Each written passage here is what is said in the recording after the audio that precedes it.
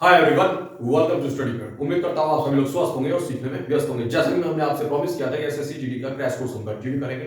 सो सब कुछ सही रखते हुए आज हमने डे 4 इंग्लिश क्लास सेशन के साथ में हाजिर हूँ। उम्मीद करता हूँ आपको ये सेशन पसंद आया होगा। लास्ट डे 1, डे 2, डे 3 का कंटेंट आपको बेहद पसंद आया होगा, उम्मीद करता हूँ ऐसे ही में। देखिए, मैंने आपसे प्रॉमिस किया था कि मैं प्रीवियस ईयर के क्वेश्चंस ही उठाऊंगा। जैसा कि एसएससी जीडी का पेपर स्टार्ट हो चुका है 16 नवंबर से, तो मैंने कुछ क्वेश्चंस जो एनालिसिस के बेसिस पे लिए हैं वन वर्ड्स के, आपको मैं अप्रॉक्स 50 टू 60 वन वर्ड्स कराऊंगा। तो आज मैं आपके नए सेशन के साथ हाजिर हूं। चलिए वन वर्ड्स देखते हैं जो मैंने प्रीवियस ईयर से पिक किया कुछ एनालिसिस के बेसिस पे। देखिए, पहला जो वन वर्ड दिया हुआ, वन वर्ड्स को मैं फिर से एक बार एक्सप्लेन करना चाहूंगा। वन वर्ड्स होता क्या एक्चुअली। देखिए, ग्रुप ऑफ वर्ड्स होते हैं जो कि एक सेंटेंस के रूप में लिखे रहते हैं, तो उनका जो मीनिंग होता है पूरे सेंटेंस का, वही एग्जैक्ट एक वर्ड्स का मीनिंग होता है जो उनको रिप्लेस कर सके या सब्स्टिट्यूट कर सके। वन वर्ड सब्स्टिट्यूशन का मतलब होता है किसी ग्रुप ऑफ वर्ड्स के बेसिस पे एक ऐसा वर्ड आपको सब्स्टिट्यूट करना है जो उसका स्थान ले सके, भले उसका प्रोनाउंसिएशन डिफरेंट हो लेकिन मीनिंग डिफरेंट ना हो। तो चलिए देखते हैं फर्स्ट वन वर्ड क्या है। एग्जिस्टिंग हैपनिंग और ऑपरेटिंग इन द एयर, उसे बोलते हैं एरिया। देखिए, जो एयर में एग्जिस्ट करता हो वहां पे हैपन होता हो, घटित होता हो, ठीक है, और ऑपरेट होता है एयर में। मतलब कह सकते हैं जैसे कुछ चीजें पानी में जिंदा रह सकती हैं, तो वैसे ही कुछ चीजें हवा में जिंदा रह सकती हैं। जैसे आप वायरस को एरियल बोल सकते हैं क्योंकि वो हवा में एग्जिस्ट करता है, तो वैसे ही उन चीजों को हम क्या बोलते हैं, एरियल बोलते हैं। AERI, air, aerial. तो उम्मीद करता हूं कि आपको वन वर्ड अच्छे लगेंगे, ठीक है।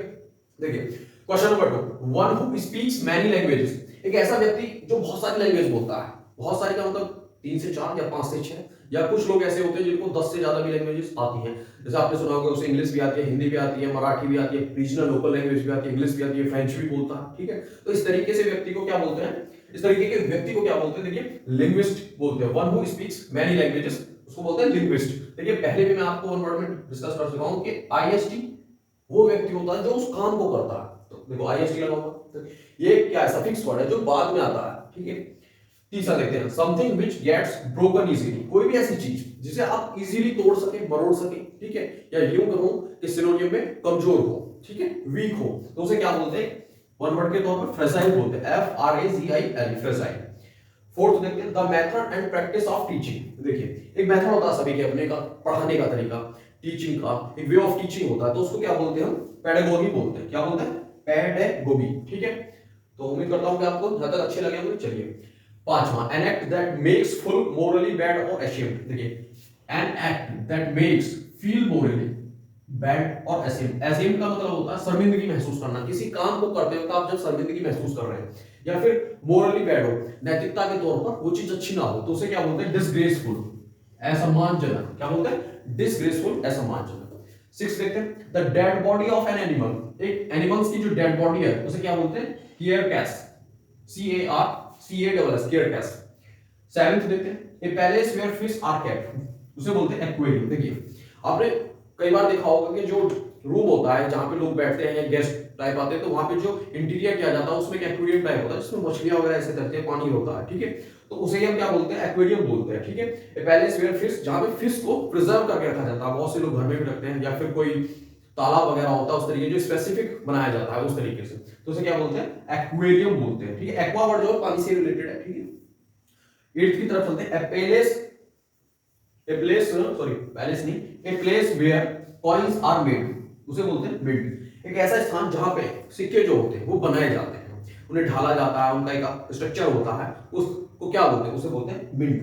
क्या बोलते हैं, मिंट, या हिंदी में कहें तो टकसाल, जहां पे बनती है, ठीक है। तो ये palace where coins are made उसे बोलते हैं मिंट, ठीक है। ये 8 तक है। अब चलते हैं नेक्स्ट 9th पे।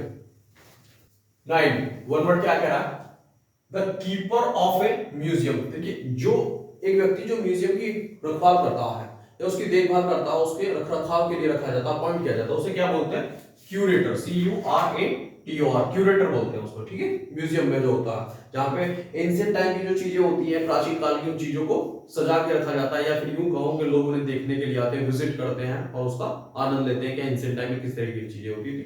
तो वहां पे जो व्यक्ति अपॉइंट किया जाता है उसे बोलते हैं क्यूरेटर।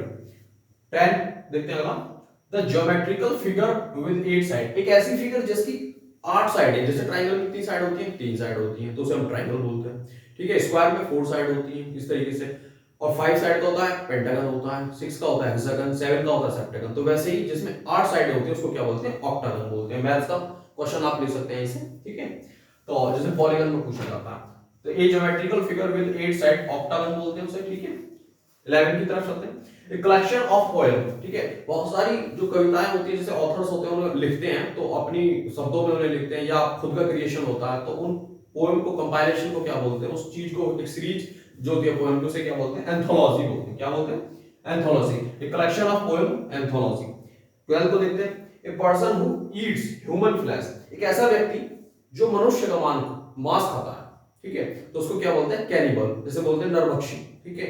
इस तरीके से आप बोल सकते हैं हिंदी में।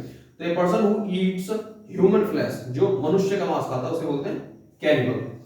वन हु लव्स मैनकाइंड, उसको बोलते हैं फिलैंथ्रोपिस्ट। अब देखिए, लव्स मैनकाइंड से क्या मतलब है? जो मनुष्य जाति से प्रेम करता हो, उसके परोपकार के लिए नई नई चीजें करता हो, तो उस तरीके का जो उदारवादी व्यक्ति होता है उसको हमने नाम दिया है फिलैंथ्रोपिस्ट, ठीक है। आईएसटी मतलब ऐसा करने वाला व्यक्ति। मैं आपको पहले ही बता चुका हूं, ये एक सफिक्स वर्ड है, आईएसटी जो होता है, ठीक है। तो फिलैंथ्रोपिस्ट हो गया। 14 की तरफ चलते हैं। That which can not be satisfied, ठीक है, उसे बोलते हैं इनसैटिएबल।